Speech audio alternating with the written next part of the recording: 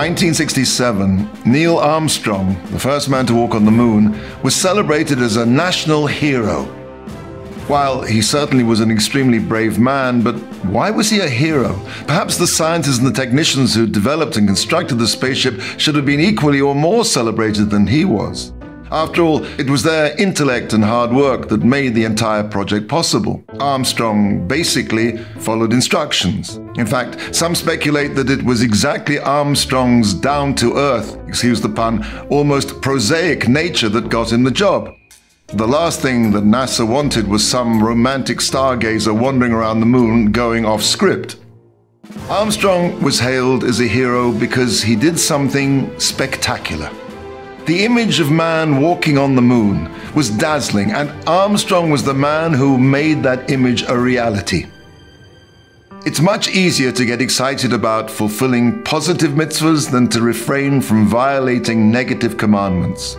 We feel so much more accomplished when we perform a good deed, davening with kavanah, learning with a geshmak, than when we merely refrain from doing what's wrong. But feelings can be deceiving. Doing a mitzvah aseh may feel more holy, but the Vilna Gaon tells us that in fact we get much more reward for refraining from sin. The Mishnah in Uktzin, Perek Gimel, Mishnah Yud Beis, teaches that Hashem grants each and every tzaddik 310 worlds of reward. La'anchil lo'avai yesh.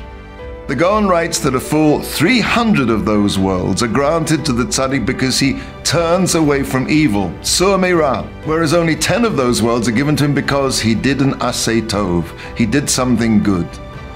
It may be easier to do a positive mitzvah, mitzvah's aseh, celebrating Yom Tov, learning an intriguing daf, or praying a meaningful tefillah than it is to refrain from transgressing.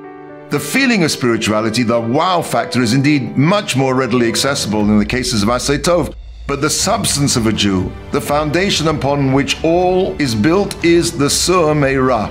When we commit to being more careful with what we see, we're laying the foundation of our Olam Haba, and therefore we're rewarded with the bulk of our reward in Olam Haba.